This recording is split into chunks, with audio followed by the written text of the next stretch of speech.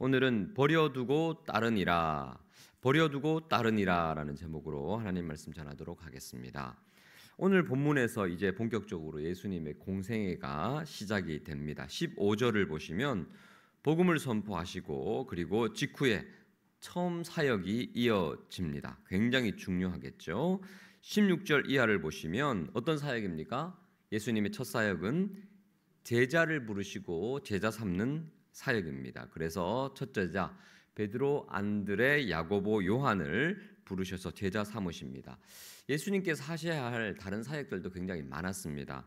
21절을 보시면 가르치시는 사역도 하시고 25절부터 26절 보시면 귀신을 쫓는 축귀 사역도 하셨습니다. 31절을 보시면 병 고치시는 사역도 하셨습니다.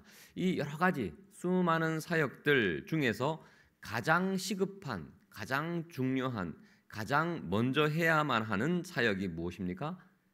제자 삼는 사역입니다. 일보다 사람이 우선입니다. 온전한 제자를 세우고 그리고 그 제자로 하여금 하나님의 나라를 복음을 증거하게 하게끔 하는 그 사역이 예수님의 사역의 본질이자 가장 중요한 사역이셨습니다.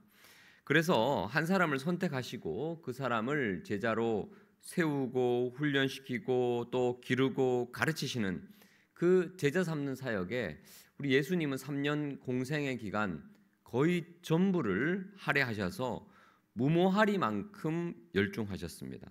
그 첫 장면이 오늘 본문입니다.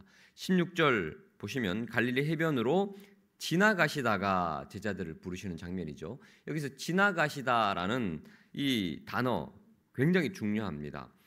페리파테오라는 이 단어는 그냥 우연찮게 갈릴리 해변을 지나가시다가 사람들이 있네, 저 사람들을 제자 삼을까 그렇게 생각하시고 따라올래 이렇게 제안하신 게 아닙니다. 이 단어는 의도성을 가지고 분명한 목적을 가지고 그들의 인생 가운데 찾아가셨다는 그런 의미입니다.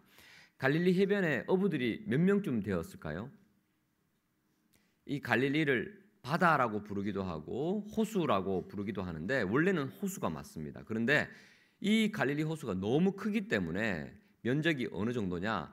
우리 양천구 전체 면적의 한 10배 정도 되는 굉장히 큰 호수입니다. 그래서 갈릴리 바다라고 부르기도 할 정도로 그래서 이쪽 끝에서 저쪽 끝까지 잘 보이지 않을 정도로 굉장히 큽니다. 어부들이 얼마나 됐을까요? 굉장히 많았을 겁니다. 수많은 어부들 가운데 예수님께서 이 네 사람을 제자로 삼기 위해서 의도를 가지고 분명한 목적성을 가지고 다가가셨어요.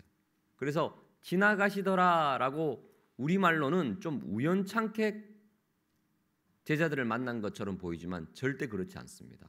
예수님은 분명한 섭리와 계획 가운데 그들의 인생 가운데 찾아가신 것입니다. 이 지나가시다라는 단어가 한 번 더 나옵니다. 2장에 보시면 2장 13절 14절 한번 보실까요? 다음 장 보시면 예수님께서 다시 바닷가로 나가심에 누가 나왔죠? 큰 무리가 나왔습니다. 그들을 가르치십니다. 우리 예수님은 무리를 대상으로도 사역을 하셨습니다. 하지만 조금 더 집중해서 그 큰 무리 가운데 또 누구를 선택하십니까? 14절 또 지나가시다가 알페오의 아들 레위, 마태죠. 그를 부르십니다. 나를 따르라 하시니 그 역시 일어나 따르니라. 이 동일한 표현이 나오죠. 그러니까 예수님이 이 마태를 부르실 때도 의도성을 가지고 수많은 무리 가운데 한 명 택한 겁니다. 누가복음 6장 12절을 보시면 예수님께서 제자들을 선택하실 때 얼마나 고민 많이 하시고 기도 많이 하셨는지 나와요. 자, 12절 보십시오. 이때 예수께서 기도하시러 산으로 가사 밤이 새도록 철야 기도하셨어요. 근데 이 철야 기도를 하신 목적이 있습니다. 무엇을 위해서 기도하셨는지를 우리는 13절을 통해서 알 수 있습니다. 날이 밝음에 그 제자들을 부르십니다. 12를 택하여 사도라 청하셨는데 14절 베드로, 안드레, 야고보, 요한, 빌립을 제자로 삼으셨고 그들을 사도로 부르셨습니다. 여러분, 이 12명이요 그냥 세워진 사람들이 아닙니다. 예수님께서 밤새도록 고민하시고 하나님께 부르짖어 기도하신 그 결과물이라는 거예요. 자, 우리에게 적용해 볼까요? 우리는 절대 착각하면 안 됩니다. 우리가 이 자리에 있는 것, 주님의 부르심을 받아서 제자로 살아가는 것 결코 우연이 아님을 믿으시기 바랍니다. 여러분, 어떻게 예수님 믿으셨습니까? 어떤 분들은 친구나 동료의 전도 때문에, 어떤 분들은 가족이 믿어서 자연스럽게, 어떤 분들은 군대에서 초코파이 준다고 해서 그 초코파이 하나 때문에 교회 갔다가 예수 믿은 분 계십니다. 어떤 분들은 교통사고 나서 병원에 입원했는데 옆 침대에 누워 계시는 분이 교회 다녔는데 그분이 사과 한 조각 건네면서 마음이 열렸어요. 교회 가실래요? 교회 가면 너무 좋아요. 그 이야기 때문에 교회 첫 발을 내디딘 분도 계십니다. 어떤 분은 친구 때문에, 어떤 분은 육신의 질병이나 경제적인 어려움 때문에 지푸라기 하나 잡는 심정으로 교회에 오신 분들 계십니다. 우연히 온 것 같아요. 우연한 만남과 우연한 계기와 우연한 기회로 교회에 와서 신앙생활하고 직분을 받고 주님을 따르는 것처럼 느껴지지만 하나님의 관점에서는 절대 우연이 아니고 지나가시더라. 분명한 의도를 가지고 목적을 가지고 주님이 여러분의 인생의 그 노정 가운데 찾아오셔서 예수님 믿고 구원받고 주님의 제자로 살아가고 계심을 여러분 믿으시기 바랍니다. 여러분, 가족 구원을 위해서 기도하시는 분들 많이 계시죠? 제가 안수기도 하면서 여러 기도 제목 가운데 가족 구원을 위해서 기도하시는 분들 너무너무 많습니다.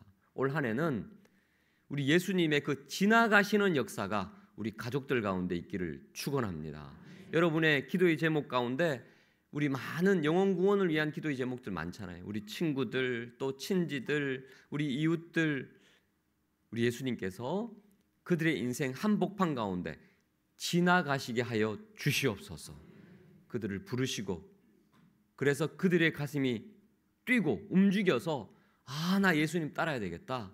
배와 그물을 버려두고 그렇게 주님께 헌신하는 그 기적 같은 기이한 일들이 올 한 해 있기를 예수 그리스도 이름으로 축복합니다. 자, 이제 제자들 입장에서 한번 본문을 볼까요? 제자들이 예수님을 따르는데 특징이 있습니다. 반복 단어가 있습니다. 18절, 20절 보십시오.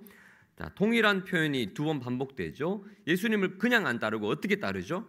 18절에 어부인데 그물을 버려두고 따릅니다. 그리고 20절에 요한과 야고보는 아버지를 품꾼들과 함께 배에 버려두고 예수님을 따릅니다. 이 요한과 야고보는 아직 결혼을 안 했던 것 같아요. 아버지 품 안에 살다가 어떻게 보면 걱정 근심 없이 유복하게 살았던 것 같아요. 품꾼도 많았습니다. 그런데 그 안일한 상황과 환경을 뒤로하고 버려두고 예수님을 따릅니다. 제가 청년 시절에 이 부분을 큐티하다가 참 도전을 많이 받았어요. 이 4명의 제자들은 자신의 생계수단을 버려두고 안락한 삶을 버려두고 예수님을 즉각적으로 따랐네. 내 인생을 보니까 아직 못 버린 게 너무 많은 거예요. 주님, 제가 좀 버리게 해주십시오. 버리게 해주십시오. 근데 잘 안 돼요. 이게 자꾸 주저하게 되고 내적 갈등이 일었습니다. 나는 왜 이럴까? 그렇게 좀 가슴 아파했던 기억이 있습니다. 그런데 제가 신학을 하고 또 말씀을 좀 더 깊이 연구하고 이 본문을 다시 보니까 좀 이상한 점을 발견했습니다. 여러분, 좀 그렇지 않습니까? 베드로, 안드레, 야고보, 요한 고민하고 갈등한 흔적이 있나요, 없나요? 그러지 않습니다.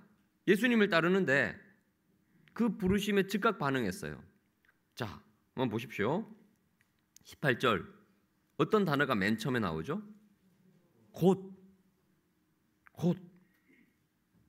그냥 주저함이 없습니다. 따를까 말까. 그래, 따르자. 이게 아니에요. 그냥 곧 따라요. 자, 20절 보십시오. 20절에도 뭐로 어떤 단어로 시작되죠? 곧 부르시니 버려두고. 곧. 바로 즉각. 주저함이 전혀 없습니다. 이들의 결단력과 믿음이 다른 사람들보다 좋아서일까요? 아닙니다. 왜 그렇습니까? 우리는 이 제자들이 얼마나 연약한지 잘 압니다. 늘 좌충우돌했습니다. 실수도 많았고 자주 넘어지기도 하고 예수님을 모른다고 부인하기도 했습니다. 그래서 우리는 이 제자들의 결단력과 놀라운 믿음을 본받자라고 단순하게 우리의 삶에 적용하기 좀 어렵습니다. 왜냐하면 이들의 믿음이 다른 사람들보다 월등히 뛰어나다? 아닙니다. 예수님께 꾸중도 자주 들었습니다. 왜 이렇게 믿음이 작니? 이렇게 책망도 받았죠. 자, 그렇다면 그 해답은 어디 있습니까? 왜 이렇게 즉각적인 순종을 다 버려두고 했을까요? 자, 그 해답은 17절에 있습니다. 자, 예수님께서 뭐라고 제자들을 요청을 하시죠? 자, 17절을 같이 읽습니다. 시작. 예수께서 이르시되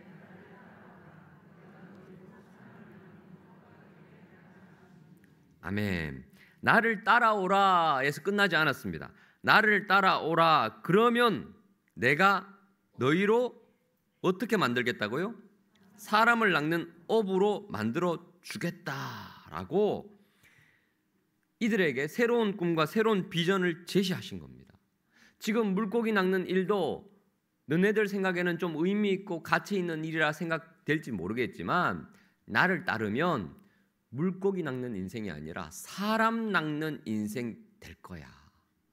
더 원대한 비전, 더 가치 있고 의미 있는 새로운 꿈을 제시해 주는 겁니다.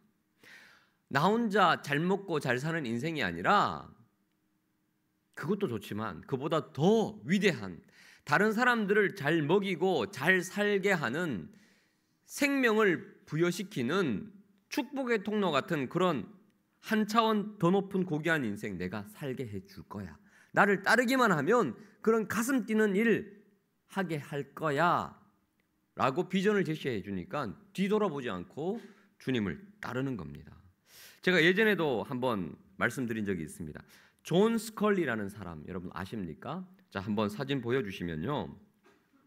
이 존 스컬리라는 이분이 대학 졸업 후에 펩시콜라에 입사를 합니다. 굉장히 똑똑한 사람이었어요. 그래서 계속 승진하고 음료수부 책임자가 딱 된 이후에 이 펩시콜라 회사의 수건 사업이 뭐냐 하면 코카콜라 따라잡는 거예요. 근데 늘 2등이에요. 2등. 근데 이 존 스컬리가 마케팅의 귀재거든요. 아이디어를 하나 냅니다. 그게 뭐냐 하면 블라인드 테스트입니다. 광고 내용은 간단합니다. 한 사람 눈을 딱 가리고 상표가 없는 어떤 콜라인지 몰라요. 왼쪽에 오른쪽에 콜라를 딱 주고 한번 마셔봐라. 뭐가 맛있느냐? 딱 마시고 이게 맛있다. 본인은 코카콜라인 줄 알고 딱 선택했는데 알고 보니 펩시콜라더라. 이게 광고예요. 여러분 혹시 기억나시죠? 네, 시음에 콜라 시음에 한 적 없습니까? 저는 초등학교 아직도 기억이 신선해요. 공짜라서 많이 마셨던 것 같아요. 슈퍼마켓 앞에서 마셔봐라. 마셨는데 눈 안대 벗겨보세요. 딱 벗겨보니까 펩시콜라인 거예요. 그래서 이걸 광고 마케팅으로 사용을 했는데 이게 소위 대박이 난 거예요. 미국에서 최초로 펩시콜라가 코카콜라를 이긴 거예요. 그래서 이 존 스컬리가 부사장으로 승진하고 그리고 CEO까지 사장으로 됩니다. 그때 나이가 37살이에요. 근데 이 마케팅을 너무 잘하니까 그 당시에 애플에서 이 스컬리를 섭외하려고 합니다. 우리 회사로 와라. 근데 눈 하나 깜짝하지 않습니다. 왜 내가 애플로 가냐? 펩시콜라가 훨씬 더 큰 회사고 내가 안정적으로 이렇게 있는데 그리고 사장까지 됐는데 내가 왜 애플로 가느냐? 전혀 미동하지 않습니다. 그런데 계속 부탁해도 안 오는데 스티브 잡스가 마지막으로 남긴 말에 설득이 되어서 애플로 넘어옵니다. 다음 사진 보여주시면 이제 동업자가 되는 거예요. 어떤 말 때문에 애플로 갔느냐? 유명한 말을 남깁니다. 설탕물이나 팔면서 남은 인생 낭비하고 싶습니까? 아니면 나와 함께 세상을 바꿔보고 싶습니까? Change the world. 그 얘기 딱 하니까 가슴이 뛰는 거예요. 세상 한번 바꿔보자 하고 뒤돌아보지 않고 애플로 딱 갑니다. 이게 역사적인 사건이죠. 여러분, 사람이 새로운 비전을 제안해도 가슴이 뛰고 감동이 되어서 새로운 도전을 시도합니다. 자, 그런데 지금 제자들은요, 사람이 아니라 천지를 만드신 하나님의 아들 예수 그리스도께서 내가 너희로 사람 낚는 어부가 되게 하리라, 나를 따르면, 가슴이 뛰는 거예요. 새로운 비전을 보고 야, 이게 더 좋겠네 하고 곧 그물을 버려두고 배를 버려두고 다 내려놓고 예수님을 즉각적으로 따르는 겁니다. 배와 그물, 예수님을 따르는데 거추장스러운 거예요. 이것도 좋지만 예수님을 따르는데 집중하다 보니까 이것은 내 삶의 우선순위에서 2차, 3차가 되는 겁니다. 사람은 누구나 더 좋은 가치를 발견하면 이전 것 버리고 새로운 것 따라가는 거예요. 지금 대학 입시 기간이죠. 예를 한번 들어보겠습니다. 어떤 학생이 A, B, C, D 대학에 지원을 했어요. 그런데 정말 가고 싶은 학교는 A예요. 근데 B, C, D에 다 합격했어요. 근데 B, C, D 중에서 그래도 내가 2차적으로 가고 싶은 학교에 등록을 합니다. 근데 A는 아직 예비 순위예요. 계속 노심초사 기다립니다. 그러다가 한 열흘쯤 지나서 A에서 A 학교에 전화가 와요. 합격입니다. 그럼 어떻게 되죠? 뒤돌아보지 않고 B를 포기하고 A에 등록을 하는 거예요. 왜 그렇습니까? 사람은 본능적으로 더 좋은 가치, 더 높은 가치를 발견하면 이전의 가치 내려놓습니다. 포기합니다. 이게 본능입니다. 이 제자들도 마찬가지였어요. 직감적으로 깨달았어요. 영적인 감각이 살아난 거예요. 아, 이 길 따르는 것이 나에게 유익이겠구나. 그래서 예수님을 따르기 시작합니다. 곧 버려두고, 여러분, 이 놀라운 영적인 감각이 여러분 가운데 다시 회복되기를 축복합니다. 우리가 이 땅의 욕심과 집착을 버리지 못하는 이유가 무엇일까요? 아, 나는 왜 예수님을 온전히 따르지 못할까? 여러분, 의지가 빈약해서 아닙니다. 결심이 부족해서도 아닙니다. 하나님 안에 있는 그 놀라운 가치를 볼 수 있는 영안이 아직 뜨이지 못했기 때문이에요. 그래서 우리는 어떻게 기도해야 됩니까? 주님, 하나님 안에 있는 숨어있는 그 보화의 가치를 깨닫게 하여 주시옵소서. 그 하늘의 영광을 좀 볼 수 있는 눈이 열리게 하여 주시옵소서. 은혜가 얼마나 큰지, 하나님의 놀라운 비전이 얼마나 위대하고 얼마나 영광스러운지, 이 직분에 하나님 맡겨주신 사명에 어마어마한 그 부르심의 영광스러움이 큰지를 좀 알게 해 주십시오. 그것을 알면, 그것을 깨닫기만 하면 우리는 자연스럽게 내려놓고 자연스럽게 포기하고 주님 바라보고 즉각적으로 따를 수 있는 겁니다.